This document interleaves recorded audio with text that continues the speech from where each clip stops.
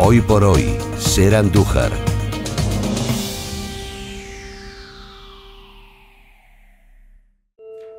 Una y 5 minutos, seguimos en Hoy por Hoy Andújar, en Ser Andújar en directo y en diferido. Saludamos ahora a la gente que nos ve a través de 10 Televisión Andújar.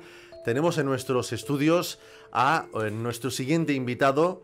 Él es historiador del arte, él es natural de Arjonilla, Manuel Jesús Segado Uceda. Le damos la bienvenida, Manuel Jesús, muy buenas. Muy buenas. ¿Qué tal? Bienvenido. Es la primera vez que viene a los estudios, ¿no? Sí. Ya hemos podido hablar contigo en otras ocasiones, pero ahora venimos a hablar de otros temas un poco más delicados. Y es que hay que introducir a la gente que nos está escuchando y viendo. Muchas personas ya lo sabrán. Ayer, Día de la Madre, cuando numerosas personas se desplazaban al cementerio de Andújar para depositar flores, se encontraban con que el recinto estaba cerrado, estaba precintado. 2 nichos del cementerio municipal de Andújar habían sido profanados en la madrugada del sábado al domingo. Fueron desenterrados los cadáveres de 2 mujeres mayores de 82 y 90 años, inhumadas recientemente. Han sido los trabajadores al llegar al cementerio los que se percataban de lo ocurrido. La policía local y nacional llevó a cabo una inspección ocular en el lugar durante las primeras horas de la mañana de la jornada del domingo y aún se está continuando con las investigaciones por parte de la policía nacional. No se descarta ninguna hipótesis en torno a lo que haya motivado lo ocurrido. Hay que decir que ya existe otra investigación abierta de otra profanación en el cementerio de Andújar, llevada a cabo hace 2 meses. Como decimos, un tema escabroso, delicado, esto de las profanaciones, que tampoco es nuevo y que pueden estar motivadas, como decíamos, por diversos factores. Nosotros vamos a centrarnos en esto, en qué se motiva, qué motiva a una persona a realizar tal acto, tan acto desagradable, escabroso, horrible, de la profanación. Manuel Jesús, hace muy poquito que presentaste, de hecho estás todavía presentando un nuevo libro, un nuevo trabajo, lleva por título Tumbas misteriosas, secretos, personajes, leyendas, curiosidades, epitafios. Cuéntanos, ¿en qué consiste tu libro? Pues en el libro recojo toda esa cultura, la cultura del cementerio que nos estamos perdiendo por el hecho de apartar todo lo que nos incomoda, en este caso la muerte. Ajá. Entonces, en este libro recojo una serie de personajes, como dice los subtítulos, personajes, curiosidades, leyendas, y después al final coloco unos anexos, unos apéndices, donde en uno de ellos pues hablo sobre las profanaciones de tumbas, los profanadores de tumbas, que es algo que no es nuevo, ya viene de la propia antigüedad, incluso de la prehistoria, cuando los diferentes clanes digamos que vencían a los clanes predominantes y reutilizaban los espacios de enterramiento porque eran sagrados. Entonces las profanaciones son tan antiguas como el propio culto a los muertos o el propio culto a la muerte. Luego tenemos otras motivaciones, como es el caso del robo de cadáveres. El robo de cadáveres que se llevaba a cabo en el siglo XIX para la incipiente aparición de facultades de medicina o anatomía. En ese momento pues surge toda una serie de mafias para traficar con los cuerpos, porque lo que se buscaba eran los cuerpos o los muertos más frescos, ¿no? Entre comillas esa expresión, porque era así. Se pagaba más cuanto más fresco estaba el cadáver, para poder diseccionarlo y en fin, digamos de algún modo, dar clases magistrales sobre este tipo de medicina, ¿no? En aquel momento experimental, para saber cómo funcionaba el cuerpo. Luego también, en el siglo XIX se montó toda una serie de redes de tráfico de objetos personales. En aquel momento se enterraban los muertos, los fallecidos se enterraban con todas sus alhajas, con sus objetos personales, incluso objetos valiosos, objetos incluso curiosos, y eso motivaba a veces a los ladrones de tumbas o a los saqueadores de tumbas para digamos, asaltar, violar ese espacio funerario sagrado, que es sagrado desde que existe el culto a los muertos, y es algo que existe desde siempre, incluso también en el antiguo Egipto, por ejemplo. Toda una mafia de saqueadores de tumbas en el que también estaban involucrados los propios sacerdotes de los templos. Decían cuando no había guardia, para que los saqueadores fueran a profanar y a robar las tumbas de los faraones. Ponían en alerta a los ladrones para que pudieran robarlas, ¿no? Efectivamente. Luego también tenemos otro motivo de profanación, que es el atesoramiento, de alguna manera, de objetos como reliquias, de objetos humanos, es decir, de huesos, ¿no? En este caso tenemos un montón de ejemplos, como por ejemplo la tumba de Charles Chaplin. La tumba de Charles Chaplin fue profanada al poco de ser enterrado. Dos mecánicos sabían el lugar de enterramiento del famoso actor y sacaron su ataúd y se lo llevaron, con la peculiaridad que escribieron una ¿Entero? carta.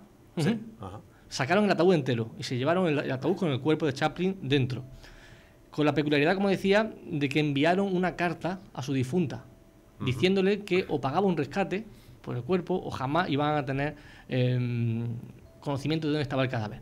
Bueno, ella se fue rápidamente a la policía, que es lo primero que hay que hacer en este tipo de casos, y tras una investigación exhaustiva descubrieron que eran precisamente lo que decía antes, dos mecánicos que trabajaban en la zona y que sabían dónde había sido enterrado el actor y se habían llevado el cuerpo para, digamos, de un modo conseguir una recompensa. Era algo curioso. Consiguieron recuperar el cadáver, que estaba muy cerca del cementerio, enterrarlo y ponerle una serie de losas de hormigón para protegerlo. No fue el único actor ni director, en este caso, de cine. Ya nos hablabas antes de la entrevista que Murnau, el director alemán de cine, una de sus obras más conocidas podría ser Nosferatu, fue también su cuerpo víctima de una profanación, ¿no? Efectivamente. En este caso, hasta en dos ocasiones, al menos que hayan salido a la luz, se conocen acerca de la profanación del espacio funerario donde se encuentra Murnau y su familia. En la primera ocasión sacaron el cadáver, sacaron el féretro y volvieron a enterrarlo. En la segunda ocasión, que fue en 2015, hace muy poquito, ya parece ser que todo esto tomó un tinte un poco más macabro, porque se encontraron restos de vela, cera oscura, y todo apuntaba a que se había llevado a cabo o se había intentado llevar a cabo un ritual satánico, que este es otro de los motivos de profanación de las tumbas. Los rituales satánicos, las misas negras, un montón de cosas de este tipo oscuras, en las que están vinculados de alguna forma Murnau, ¿no? Digamos que por parte de su obra. Nosferatu es el precedente de Drácula. De hecho, está basado en la obra de Bram Stoker. Estamos hablando de personas desequilibradas, insensibles ante la muerte de una persona, o en este caso hay motivaciones puramente lucrativas cuando estamos hablando del robo de joyas, de elementos que acompañan al muerto hasta el más allá, dentro de los ritos funerarios. ¿De qué tipo de personas estamos hablando? Bueno, dependiendo de la motivación, porque también hay otro tipo de motivaciones, la afectiva, por ejemplo. Es decir, hay varios casos del principio del siglo XX donde una madre desenterró en varias ocasiones a su hija, una hija que había muerto con muy corta edad y que se la llevó envuelta en una manta, porque no podía estar lejos de ella.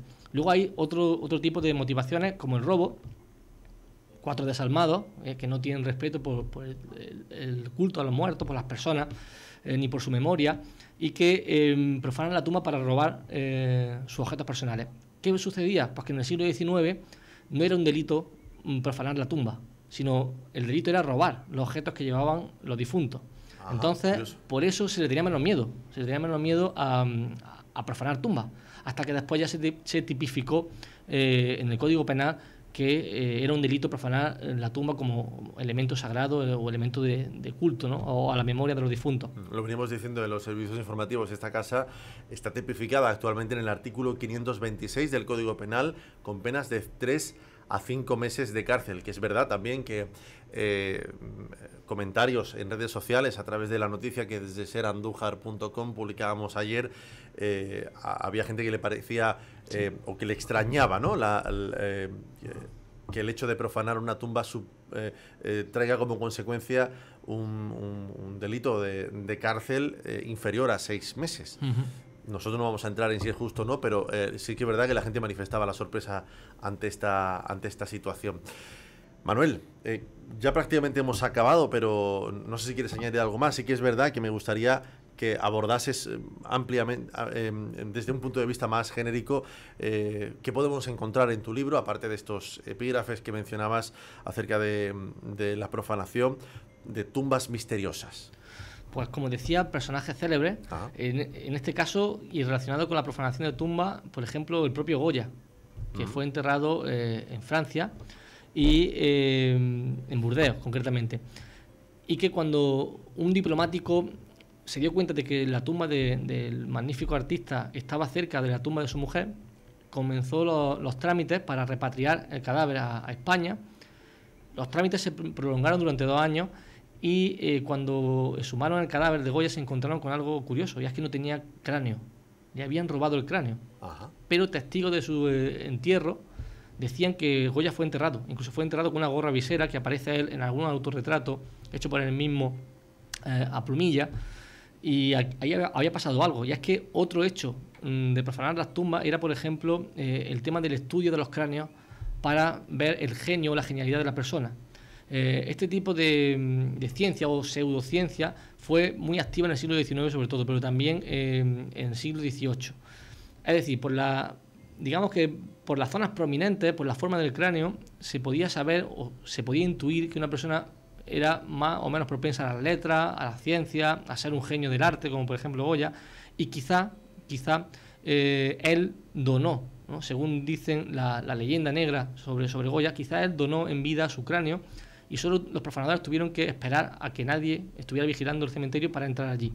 Otro elemento que también trato en las tumbas son las tumbas profanadas por este tipo de personas que hemos dicho anteriormente, personas desequilibradas, que como un ejemplo, por poner un ejemplo, el vampiro de Buny, ¿no? Donde a principios del siglo XX una persona profana los cadáveres con el hecho de fotografiarse, atesorarlos, incluso en algunos ejemplos practicar necrofilia. Entonces estamos hablando de un tipo de desequilibrio mental importante.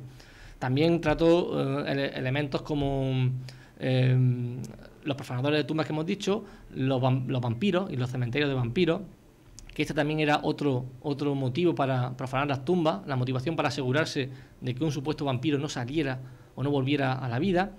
Y luego también un montón de célebres, como por ejemplo Allan Poe, que tiene una leyenda muy importante alrededor de su tumba, y otros, ¿no? O Alan Kardec, que está en Père Lachaise, Jim Morrison, que también está en ese cementerio de París, y en torno a él hay una leyenda muy curiosa. Todo eso, epitafios, curiosos, y como decía, misterio, ¿no? Vidas misteriosas, sobre todo.